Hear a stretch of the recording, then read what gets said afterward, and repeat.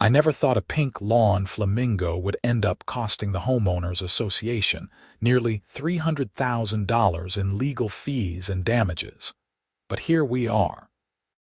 My name is Jason Kellerman, and I'm a 34-year-old software engineer who works remotely from my home in Riverside, California. I bought my house in the Meadowbrook Estates development 3 years ago, a modest 3-bedroom ranch on a quiet cul-de-sac. The neighborhood was perfect. Mature trees lining the streets, well-maintained homes, and what I thought was a reasonable HOA that handled landscaping in common areas and organized the occasional block party. The monthly fee was $120, which seemed fair for what we got. Everything changed when Patricia Hendrickson became HOA president. Patricia was 52, with that specific haircut that seemed to be standard issue for women who enjoyed wielding small amounts of power over their neighbors. You know the one. Short, layered, highlighted blonde with the back slightly angled. She drove a white Lexus SUV and had opinions about everything from the proper height of mailbox posts to the acceptable color palette for front door wreaths. She'd moved into Meadowbrook Estates about 18 months before I did, and had apparently made it her life's mission to climb the HOA ladder. The trouble started on a Tuesday morning in March when I was working from home, halfway through a video call with my team in Seattle. I heard my doorbell ring insistently, 3 sharp bursts that suggested urgency. I muted my microphone and called out that I'd be right there, but the ringing continued. When I finally opened the door, slightly annoyed, Patricia stood on my porch holding a clipboard and wearing a pinched expression. "Mr. Kellerman," she said without preamble, "I need to discuss a serious violation with you." I blinked at her, still mentally calculating the code issue my colleague had been explaining. "I'm sorry, what violation?" "Your lawn ornament," she said, gesturing toward my front yard with her pen. "It's not in compliance with community standards." I followed her gaze to the plastic pink flamingo that stood near my Japanese maple tree. My sister had given it to me as a housewarming gift when I moved in, joking that every California home needed a touch of kitsch. I'd placed it in the yard mostly as a joke, but I'd actually grown fond of the silly thing over the years. It was about 2 feet tall, the classic design with one leg raised, and it had weathered 3 summers without fading too badly. "The flamingo?" I asked. "That's been there since I moved in." "No one's ever said anything about it." "Well, I'm saying something now," Patricia replied crisply.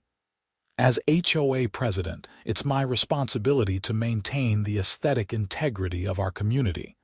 That flamingo is garish and inappropriate for a neighborhood of Meadowbrook Estates caliber." I felt my jaw tighten slightly. "Patricia, with all due respect, there are lawn ornaments all over this neighborhood. The Johnsons have garden gnomes. The Patel family has a bird bath with ceramic frogs around it. Mrs. Chen has an entire collection of painted rocks along her walkway." "Those are tasteful garden decorations," she said, her tone suggesting this was obvious. "Your flamingo is tacky. I'm going to have to ask you to remove it within 7 days or the HOA will be forced to issue a fine." I took a slow breath, trying to remain calm. Is there actually a rule about this in the HOA bylaws? Because I read through them pretty carefully before I bought the house, and I don't remember anything prohibiting lawn ornaments. Patricia's smile was thin and cold. "The board will be voting on updated guidelines at our next meeting. I suggest you comply voluntarily to avoid any unpleasantness." She turned and walked back to her white Lexus before I could respond further. I stood in my doorway, staring at the pink flamingo and feeling a stubborn sense of defiance rising in my chest. I'm generally an easygoing person. I keep my lawn mowed. I don't throw loud parties. I've never once complained about my neighbor's barking dogs or the teenager next door who was learning to play drums. But something about Patricia's imperious attitude made me dig in my heels. The flamingo was staying. A week later, I received a formal letter from the Meadowbrook Estates, HOA. It was printed on official letterhead and signed by Patricia in her capacity as president. The letter informed me that at an emergency board meeting held on March 15th, the HOA had unanimously passed a new rule, designated as Section 7.3 F of the Community Guidelines. The rule stated, in very specific language, that no resident of Meadowbrook Estates shall display lawn ornaments in the form of tropical birds, including but not limited to flamingos, parrots, toucans, or similar avian species exceeding 18 inches in height, visible from the street. I read the letter 3 times, my disbelief growing with each pass. They had actually created a rule specifically targeting my flamingo. The height specification was particularly absurd since my flamingo was exactly 24 inches tall. They'd clearly measured it. The letter went on to inform me that I was in violation of Section 7.3 F and had 14 days to bring my property into compliance. Failure to do so would result in a fine of $100 per day until the violation was corrected. I immediately pulled out my copy of the HOA bylaws and started reading. According to the governing documents, any changes to community rules required a vote at a regular monthly meeting with all homeowners notified at least 15 days in advance. Emergency meetings could be called for urgent matters, but the bylaws defined urgent matters as things like emergency repairs to common property or safety issues. A pink flamingo hardly qualified as an emergency. I also noticed that the vote had supposedly been unanimous among the board members. The board consisted of 5 people: Patricia as president, her friend Deborah Morrison as vice president, Keith Sullivan as treasurer, and 2 other members, Marcus Webb and Sandra Liu. I happened to know that Marcus was out of the country that week visiting family in Jamaica because we'd chatted about it at the mailbox just days before the supposed meeting. There was no way he'd voted on anything. The more I looked at this letter, the more wrong it seemed. But I wasn't a lawyer, and I wasn't sure what to do about it. I decided to start by reaching out to some of my neighbors to see if they'd received similar notices. I walked over to the Johnson house that evening. Tom and Linda Johnson were in their 60s, retired teachers who'd lived in Meadowbrook Estates since the development was first built 10 years ago. They had 3 garden gnomes arranged around their front flower bed, one with a fishing pole, one with a wheelbarrow, and one just standing there with his arms crossed looking grumpy. Tom answered the door with a welcoming smile. "Jason, good to see you. What brings you by?" "Quick question," I said. "Have you received any letters from the HOA about your garden gnomes?" His eyebrows raised. "My gnomes? No, why would I?" I showed him the letter I'd received. He read it carefully, his expression growing more bewildered. "This is ridiculous. They made up a rule just for your flamingo. Why would Patricia care about something like this?" "I have no idea," I admitted, but I wanted to check if they'd sent similar letters to anyone else with lawn decorations. "Nothing here," Tom said, shaking his head. "This seems really petty, Jason. Have you thought about just talking to Patricia? Maybe there's been some misunderstanding." I doubted that very much, but I appreciated Tom's optimistic nature. I thanked him and continued my informal survey of the neighborhood. The Patels hadn't received any letters, neither had Mrs. Chen. In fact, I discovered that there were at least 15 houses in Meadowbrook Estates with various lawn ornaments, and not a single one had been contacted by the HOA except me. That's when I realized this wasn't really about aesthetics or community standards. Patricia had decided she didn't like me or my flamingo specifically, and she was using her position to target me personally. The pettiness of it was almost impressive. I'm not someone who backs down when I know I'm right, and I'm fortunate enough to have the resources to fight back. I started researching HOA attorneys in the Riverside area, looking for someone with experience in disputes like mine. Most of the lawyers I found seemed to specialize in helping HOAs enforce their rules, which wasn't what I needed. I wanted someone who represented homeowners against overzealous associations. After several phone calls and consultations, I found Marcus Kirkland at Homeowner Defense Group, a small firm in downtown Riverside that exclusively handled cases against HOAs. Marcus was 48, sharp-eyed, with graying hair and a reputation for being aggressive in defending property rights. When I explained my situation during our initial consultation, he actually laughed. "Let me get this straight," he said, leaning back in his office chair. They passed a rule prohibiting tropical bird lawn ornaments over 18 inches tall, and they did this at an emergency meeting without proper notice. "That's exactly what happened," I confirmed. "And I'm pretty sure at least one board member wasn't even present for the vote." Marcus shook his head, still grinning. "Mr. Kellerman, this is one of the clearest cases of selective enforcement I've seen in years. Not only did they violate their own procedural rules, but they created a new rule that specifically targets your property while ignoring identical or similar violations elsewhere in the community.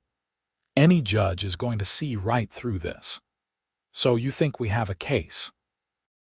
"I think we have an excellent case," Marcus said. "But I need to be upfront with you about costs. Fighting an HOA can get expensive. They'll use homeowner dues to fund their legal defense, which means they have essentially unlimited resources. Are you prepared for that?" I thought about it for a moment. Part of me wanted to just remove the stupid flamingo and be done with it. It wasn't like I had some deep emotional attachment to the thing, but the principle bothered me. Patricia was abusing her power, and if I let her get away with it, she'd just keep doing it to other people. Sometimes you have to stand up to bullies, even when it's inconvenient. "I'm prepared," I told Marcus. "Let's do this." He nodded approvingly. "Good.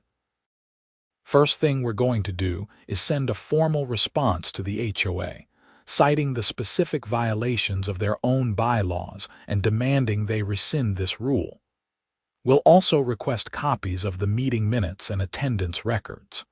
My guess is they won't comply, which gives us grounds to file suit." Marcus was right. 3 days after he sent his letter to the HOA, we received a terse response from Patricia, now written on behalf of the entire board. The letter stated that the rule had been properly adopted and would be enforced. There was no mention of meeting minutes or attendance records. Instead, the letter doubled down, informing me that I now had 7 days to comply instead of 14, and the daily fine would be increased to $200. "She's panicking," Marcus said when I showed him the response. "This is actually perfect for us.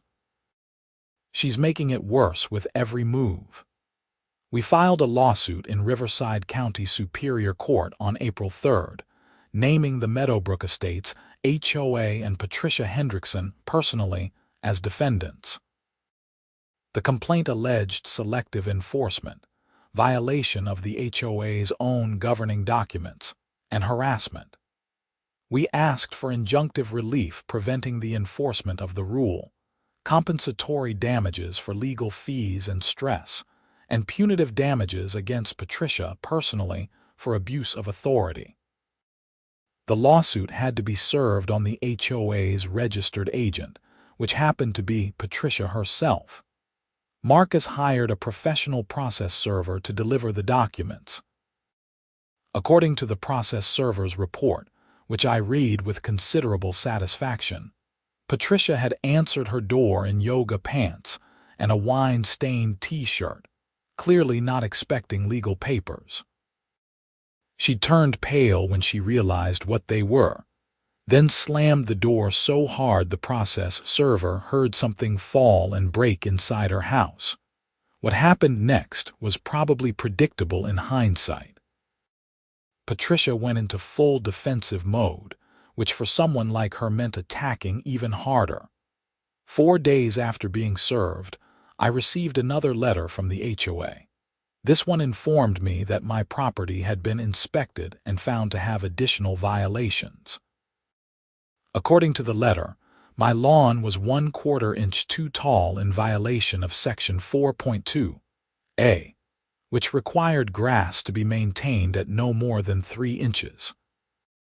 My mailbox post had a small area of chipped paint in violation of Section 5.1d, requiring all external fixtures to be properly maintained. And most absurdly, my house number plaque was mounted 1 inch too low in violation of Section 6.3b. Each of these violations, the letter stated, would result in a fine of $50 per day until corrected. Combined with the $200 daily fine for the flamingo, I was now supposedly accruing $350 in fines per day. I called Marcus immediately. "She's completely lost her mind." "Good," he said. "This actually helps us. Keep that letter safe. Don't comply with any of these demands and document everything. Take photos of your property, your mailbox, your house numbers. We're going to show the court a pattern of harassment." Over the next week, I took hundreds of photos.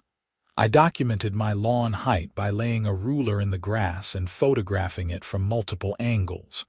The grass was actually 2 3/4 inches tall, well within the limit. I photographed my mailbox post from every conceivable angle. There was indeed a tiny chip in the paint about the size of a pencil eraser, but you had to be actively looking for it to notice.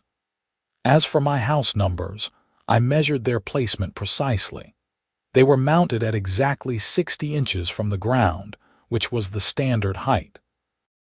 I couldn't find any rules specifying what height they should be at. I also walked the neighborhood again with my camera, documenting everyone else's properties.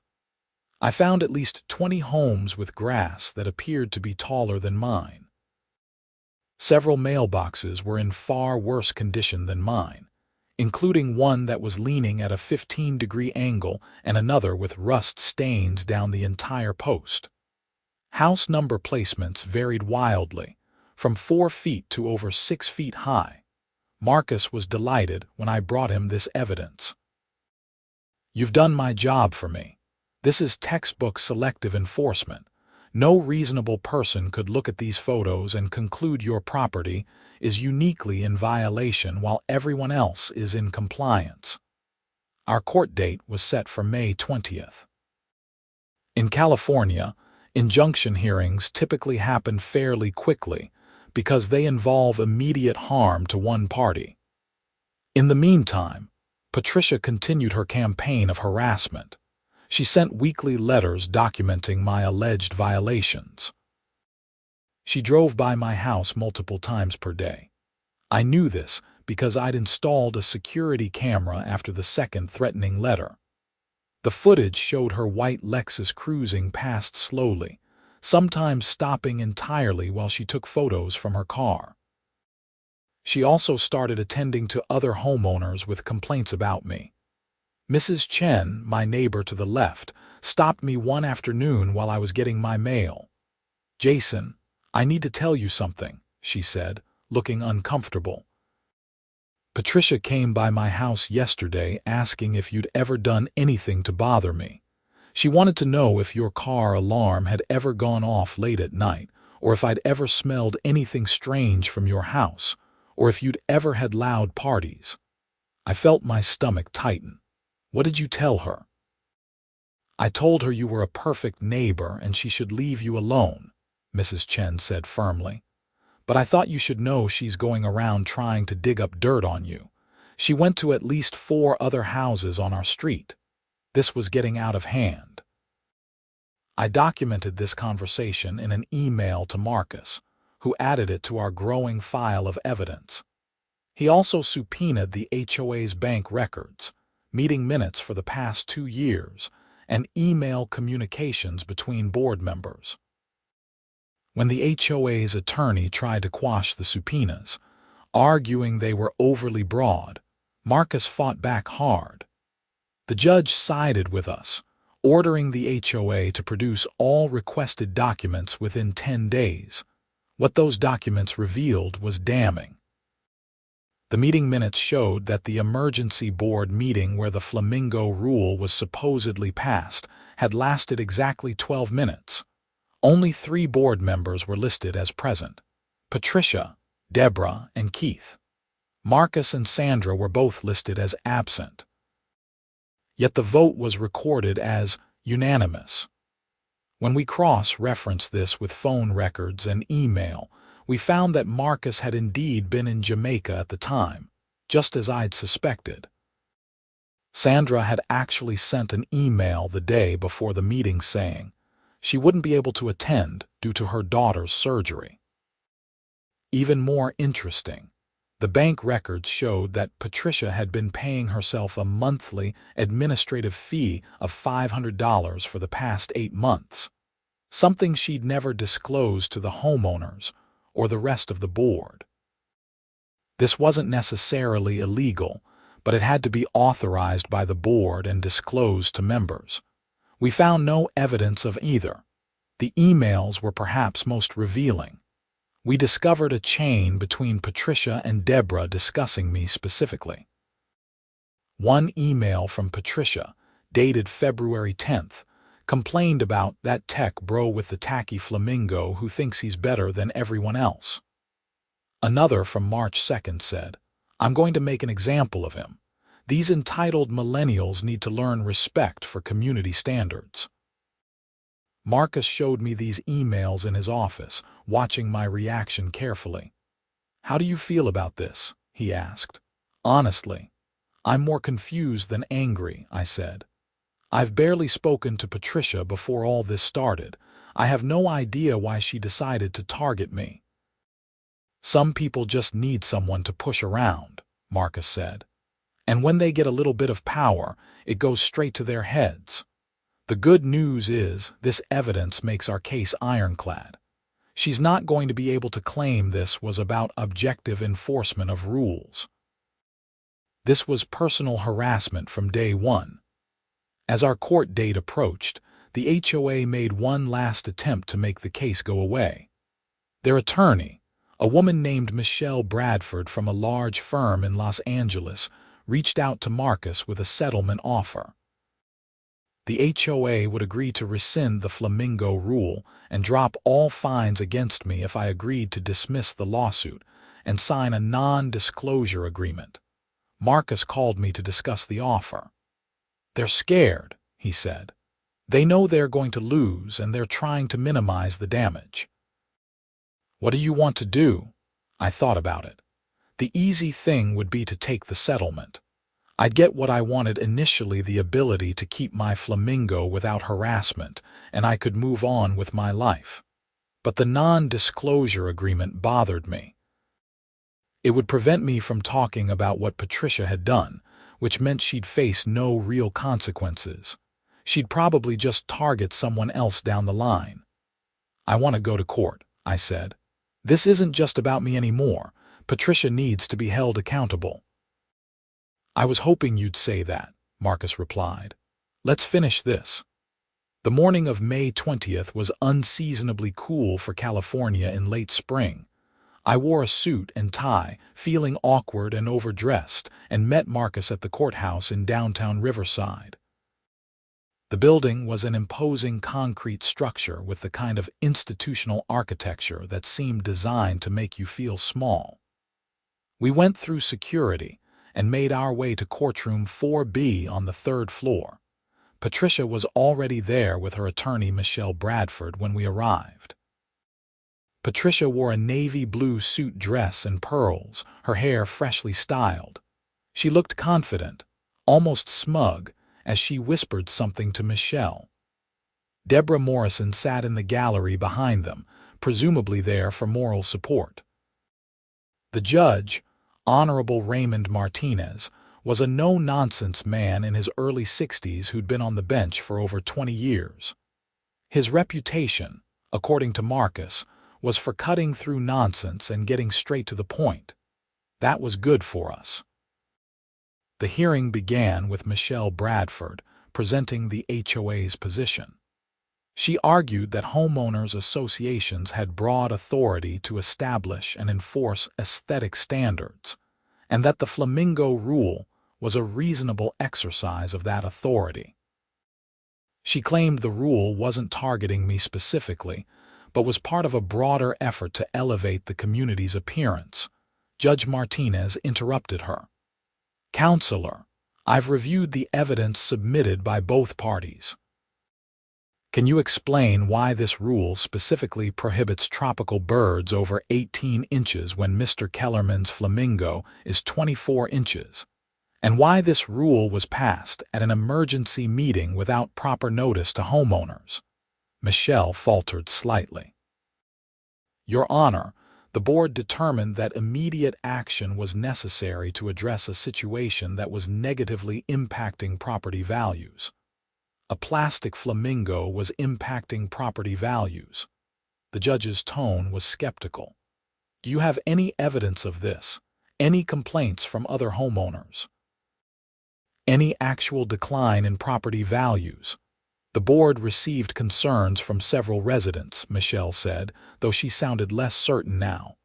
"Can you name these residents?" "I don't have that information with me, Your Honor." "Of course you don't." Judge Martinez made a note on his legal pad. "Continue." Michelle tried to rehabilitate her argument, emphasizing the HOA's authority and the importance of maintaining community standards, but I could tell she was losing ground. When she finished, Marcus stood up for our presentation. He was devastating. He walked the judge through the timeline, showing how the rule was created specifically in response to my flamingo and only my flamingo. He presented the photos I'd taken showing lawn ornaments throughout Meadowbrook Estates that weren't subject to any enforcement action.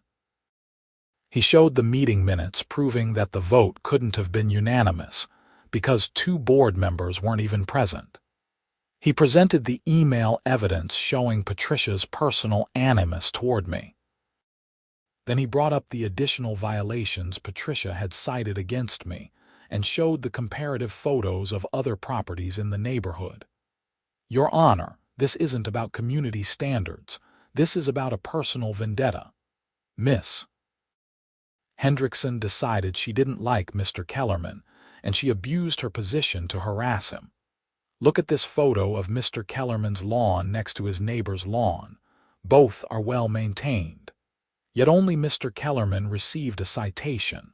Look at these mailboxes throughout the community. Many are in worse condition than Mr. Kellerman's, yet only he received a violation notice." Judge Martinez studied the photos carefully. "Miss Bradford, do you have any explanation for why your client is enforcing these rules against Mr. Kellerman, but not against other homeowners with similar or identical violations?" Michelle conferred quietly with Patricia before responding. "Your Honor, the board addresses violations as they become aware of them. Mr. Kellerman's property came to the board's attention, so it was addressed. His property came to the board's attention because he has a 24-inch pink flamingo in his yard," Judge Martinez said. "And rather than simply address that under existing aesthetic rules, if such rules exist, the board created a new rule specifically calibrated to target his flamingo while exempting other lawn ornaments. That seems like the definition of selective enforcement."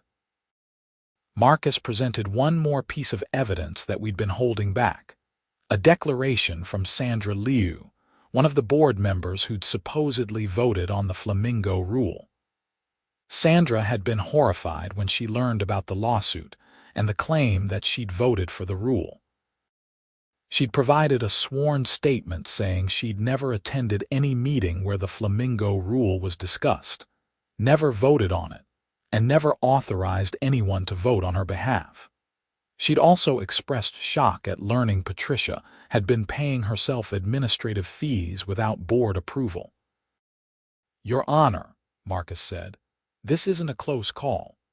The HOA violated its own governing documents, created a pretextual rule to target a single homeowner, and its president has been enriching herself with unauthorized payments from homeowner dues. We're asking the court to void the flamingo rule, void all fines against Mr. Kellerman, award attorney's fees and costs, and award punitive damages against Miss Hendrickson personally for abuse of authority." Judge Martinez looked at Patricia directly. "Miss Hendrickson, I'm going to give you an opportunity to address the court. Did you or did you not create this rule specifically to target Mr. Kellerman's lawn flamingo?" Patricia stood up, her composure finally cracking. "Your Honor, I was trying to maintain standards in our community. We have rules for a reason. I don't appreciate being portrayed as some kind of villain when I was just doing my job." "That's not what I asked you," the judge said sternly. "Did you create this rule to target Mr. Kellerman specifically?" Patricia's jaw tightened. "His flamingo was an eyesore. Someone had to do something about it." "So yes," Judge Martinez said, "you created a rule specifically targeting his property. And you did this without proper notice to homeowners, without a proper vote of the full board, and while ignoring identical or similar lawn decorations throughout the community. Is that correct?" Patricia didn't answer immediately. Michelle whispered urgently in her ear, but Patricia shook her off. "I did what I thought was right for the community." The judge sat back in his chair. "I'm going to issue a ruling from the bench because this case doesn't require extensive deliberation. The HOA's rule regarding tropical bird lawn ornaments is void as of this moment. It was improperly adopted and constitutes selective enforcement. All fines against Mr. Kellerman are vacated. The HOA is ordered to pay Mr. Kellerman's attorney's fees and costs, which I will determine after Mr. Kirkland submits a fee petition. Additionally, I am awarding punitive damages against Miss Hendrickson personally in the amount of $25,000 for abuse of authority and harassment." Patricia made a small sound of protest, but the judge continued. "Furthermore, I'm ordering an audit of the HOA's finances by an independent third party to review the unauthorized payments Miss Hendrickson has been making to herself. If those payments were truly unauthorized, Miss Hendrickson will be required to reimburse the HOA in full. Finally, I'm removing Miss Hendrickson from the HOA board effective immediately. She is prohibited from serving in any HOA leadership capacity within Meadowbrook Estates for a period of 5 years. He banged his gavel once. "This court is adjourned." I sat there for a moment, processing what had just happened. We'd won. Completely and decisively. Marcus clapped me on the shoulder, grinning widely. "That went even better than I expected." Martinez didn't hold back. Across the courtroom, Patricia was having what appeared to be a breakdown. She was yelling at Michelle, her face flushed red, gesturing wildly. Michelle was trying to calm her down, but Patricia was having none of it. Finally, Michelle gathered her materials and walked out, leaving Patricia standing there alone. Deborah scurried over to her friend, but Patricia pushed her away and stormed out of the courtroom. Over the next few weeks, the fallout continued. The independent audit of the HOA finances revealed that Patricia had paid herself a total of $4,000 over 8 months without authorization. The board voted unanimously, with a properly noticed meeting and full attendance, to demand repayment. Patricia refused, so the HOA filed a civil suit against her. That case settled eventually, with Patricia agreeing to repay the money plus interest. My attorney's fees came to $38,000, which the HOA was ordered to pay within 30 days. They had to levy a special assessment against all homeowners to cover the cost, which didn't make me popular with everyone in the neighborhood. I understood their frustration, but as Marcus pointed out, the fees wouldn't have existed if Patricia hadn't chosen to wage a personal war against me over a lawn flamingo. The community held an emergency election to fill the vacant president position. Tom Johnson was elected, and one of his first acts was to issue a formal apology to me on behalf of the HOA. He also proposed, and the board passed, a new rule requiring any changes to community guidelines to be approved by a vote of all homeowners, not just the board. It was something that probably should have been in place from the beginning. Patricia moved out of Meadowbrook Estates about 2 months after the court ruling. She listed her house for sale and was gone within 6 weeks. Rumor had it she'd moved to Phoenix to live with her sister, but I never confirmed that. Honestly, I just wanted to move on. Deborah Morrison resigned from the board shortly after Patricia left. She'd been so closely associated with Patricia's regime that she couldn't really continue in any leadership capacity. Keith Sullivan stayed on as treasurer, and to his credit, he apologized to me personally for going along with Patricia's scheme. "I should have known better," he told me. "I just didn't want to deal with the drama of disagreeing with her. I'm sorry." The story got picked up by local news outlets, probably because it was such an absurd premise. HOA president wages war over lawn flamingo and loses spectacularly. A reporter from the Riverside Press Enterprise interviewed me for an article titled, "When HOAs Go Too Far. Local Residents Fight Over Lawn Ornament Ends in Victory." The story went moderately viral on social media, with people sharing it as an example of HOA overreach. I received dozens of emails and messages from people who'd had similar experiences with their HOAs. Some of the stories were heartbreaking, like the elderly couple who'd been fined into bankruptcy because their grass died during a drought, or the disabled veteran who was cited for parking his wheelchair van in his own driveway because it exceeded the permitted vehicle length. I tried to respond to everyone and point them toward resources like Marcus's firm or similar homeowner advocacy groups. The flamingo, naturally, became something of a celebrity in the neighborhood.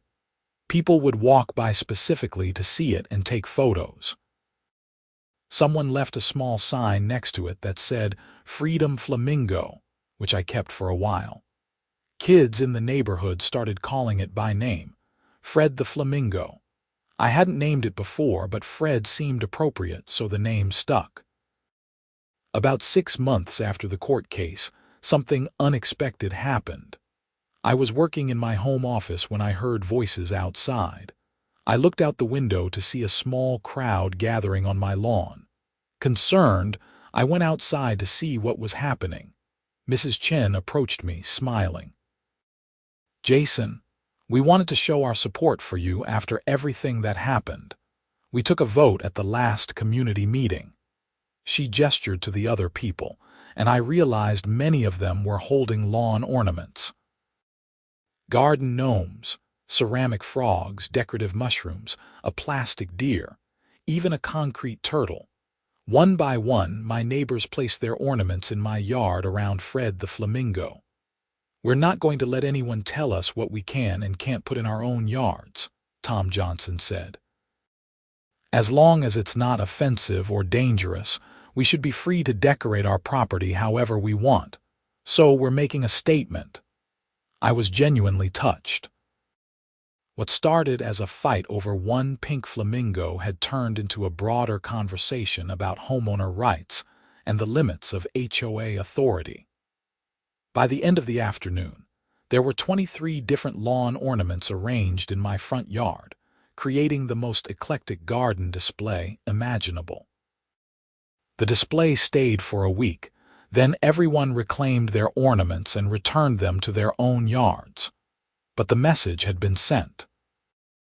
The new HOA board, led by Tom, made it clear they would focus on actual community needs like maintaining common areas and organizing neighborhood events, not nitpicking people's aesthetic choices.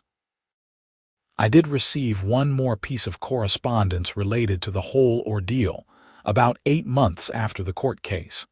It was a letter forwarded to me by Marcus. Patricia had apparently sent it to his office, presumably because she didn't want to contact me directly. The letter was surprisingly short. "Mr. Kellerman, I want you to know that you ruined my life. I lost my position, my reputation, and my home because you couldn't follow simple rules. I hope you're satisfied." There was no signature, but the handwriting matched other documents I'd seen from Patricia. Marcus asked if I wanted to respond. I thought about it for a long time. Part of me wanted to write back and explain that she'd ruined her own life by abusing her power and targeting me for no reason. But what would be the point? Patricia clearly wasn't capable of taking responsibility for her actions. Some people never learn. Instead, I chose not to respond at all. I folded the letter, put it in my case file, and moved on with my life. The flamingo remains in my front yard to this day. It's faded a bit more over time, and I've had to replace it once after a particularly bad windstorm knocked it over and cracked the base. I bought the exact same model, another 2-foot-tall pink flamingo with one leg raised. Fred the Flamingo, version 2. Sometimes I think about taking it down. It's not like I have some deep philosophical attachment to plastic lawn ornaments, but every time I consider it, I remember what the fight was really about. It wasn't about the flamingo. It was about principle. It was about standing up to someone who abused their authority and treated people as if they were beneath her. It was about the right to make your own choices about your own property without being harassed by petty tyrants. And honestly, I've grown to genuinely like Fred. He's a reminder that sometimes the smallest, silliest things can become symbols of something larger. Every time I pull into my driveway and see that ridiculous pink bird standing there, I smile. The HOA has been much better under Tom's leadership. They've actually focused on improving the community rather than policing it. They organized a neighborhood watch program that's made everyone feel safer. They upgraded the landscaping in the common areas. They even started a community garden where residents can grow vegetables, which has been hugely popular. There have been no more selective enforcement cases, no more harassment campaigns, no more petty rules designed to target specific people. When issues arise, the board addresses them fairly and consistently. It's amazing how much better things work when people act in good faith. I've stayed in touch with Marcus Kirkland. He's used my case as a teaching example when presenting at legal conferences about HOA law. He told me it's one of the clearest examples of selective enforcement he's encountered. And the swift, decisive nature of Judge Martinez's ruling has been cited in several subsequent cases involving HOA disputes. Marcus also mentioned that cases like mine are becoming more common as HOAs become more prevalent across the country. Millions of Americans now live in communities governed by homeowners associations. And while many of these associations function well, there are always people like Patricia who see HOA leadership as an opportunity to exercise power over their neighbors. The law is slowly catching up, with more protections being put in place for homeowners and more scrutiny being applied to HOA actions.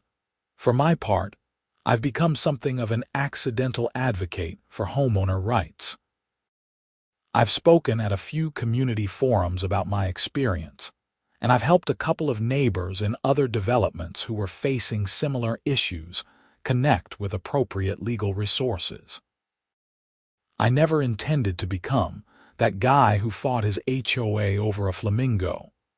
But if the story helps other people understand their rights and stand up to unjust treatment, then I suppose it was worth the stress and expense. The financial costs were significant, even though I ultimately recovered my attorney's fees. The emotional toll was real, too. Being targeted by Patricia was exhausting and stressful. There were nights when I lay awake wondering if I was being stubborn and stupid by fighting over something so trivial. But looking back now, I know I made the right choice. I learned several important lessons from this experience. First, document everything. Every letter, every conversation, every bit of evidence matters when you're building a legal case. Those photos I took of my property and my neighbor's properties were crucial to proving selective enforcement. Second, know your rights and read your governing documents carefully. I was able to identify the procedural violations in the Flamingo Rule because I'd actually read the HOA bylaws and understood what they required. Third, don't be afraid to stand up for yourself when you're being treated unjustly. Even if it's over something seemingly small, the principle matters. If I just removed the flamingo and backed down, Patricia would have continued to target people she didn't like. She'd probably already done it to others before me who didn't have the resources or will to fight back. By standing up to her, I not only protected my own rights but potentially protected future targets as well. Finally, I learned that most people are fundamentally decent and fair-minded. My neighbors rallied around me once they understood what was happening. The judge saw through Patricia's pretexts immediately. Even Keith Sullivan, who'd initially gone along with Patricia's scheme, ultimately did the right thing and apologized. People generally want to do the right thing when given the opportunity. It's been over a year now since Judge Martinez issued his ruling. Life in Meadowbrook Estates has settled into a comfortable routine. I still work from home, still maintain my lawn, still interact with my neighbors in friendly, normal ways. The drama and conflict feel like they happened in another lifetime. Fred the flamingo stands in my front yard, slightly faded but still proudly pink, one leg raised in eternal vigilance. Sometimes children passing by wave at him. Sometimes adults stop to take photos, having heard the story. He's become a minor landmark in the neighborhood, and Patricia Hendrickson. I haven't heard anything about her since she moved away. I hope, perhaps optimistically, that she learned something from the experience. That she realized the cost of treating people poorly and abusing whatever small authority she might have. But I'm not holding my breath. Some people are so invested in their own righteousness that they can never admit they were wrong. What matters is that the immediate problem is solved. The flamingo stays. The harassment stopped. The HOA reformed its practices. Justice, in its own quirky way, was served. I sometimes tell this story at parties or when conversation turns to HOA horror stories, and people always react with a mixture of amusement and disbelief. A year-long legal battle over a lawn flamingo sounds absurd when you say it out loud. But the people who have dealt with HOA overreach understand immediately. They know it's never really about the flamingo or the mailbox or the grass height. It's about power and control, and what happens when small-minded people get authority over their neighbors. My advice to anyone dealing with a similar situation is simple. Know your rights, document everything, and don't be afraid to fight back when you're being treated unfairly. Not everyone can afford an attorney or has the time and energy for a legal battle, and I recognize my privilege in being able to pursue this case to its conclusion. but there are resources available for homeowners dealing with HOA disputes, and sometimes just standing up and saying, "No, this isn't right," is enough to make a difference. The other night, I was having dinner with some friends when one of them asked if I ever regretted buying a house in an HOA community. It's a fair question. The monthly fees, the rules, the potential for conflict, why deal with any of it? I thought about it for a moment before answering. You know, despite everything that happened, I don't regret it. The neighborhood is beautiful, my neighbors are great, and the HOA actually does provide value when it's functioning properly. The problem wasn't the HOA itself. The problem was one person who abused her authority. And that can happen anywhere in any organization. At least in this case, there were legal mechanisms to address it. Plus, I added with a grin, I got a pretty good story out of it. My friends laughed and we moved on to other topics. But later, driving home through Meadowbrook Estates with its tree-lined streets and well-maintained homes, I thought about community and what it means. Living in a planned development with an HOA is essentially an exercise in compromise and cooperation. You give up a little bit of individual freedom in exchange for collective benefits. That social contract only works when everyone approaches it in good faith. Patricia broke that social contract by using the HOA as a weapon against someone she didn't like.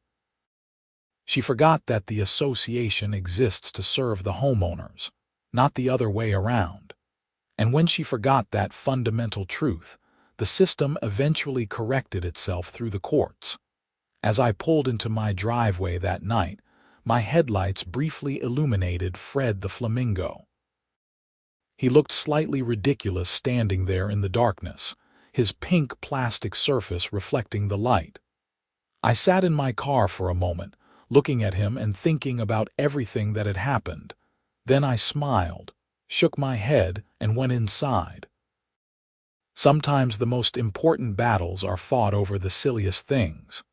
And sometimes a 2-foot-tall plastic flamingo becomes a symbol of standing up for what's right, even when it would be easier to just back down.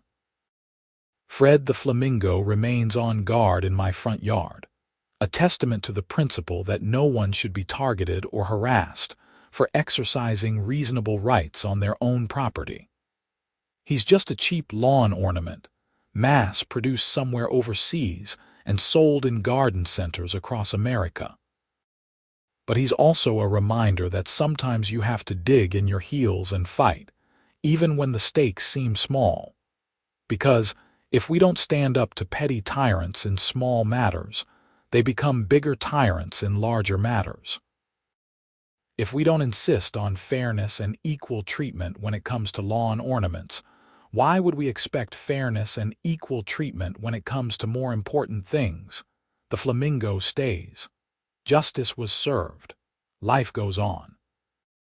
And somewhere out there, I hope Patricia Hendrickson learned that being president of an HOA doesn't give you the right to target people you don't like. Power without accountability is just bullying, and bullies eventually get what's coming to them. As for me, I'm just a software engineer who likes his home, his neighborhood, and apparently, his lawn flamingo more than I ever realized. I didn't ask for any of this drama, but I don't regret how I handled it. Standing up to Patricia was the right thing to do, even though it was exhausting and expensive and stressful. And if I had to do it all over again, I'd make the same choices. Some things are worth fighting for, even if they're pink, plastic, and slightly ridiculous.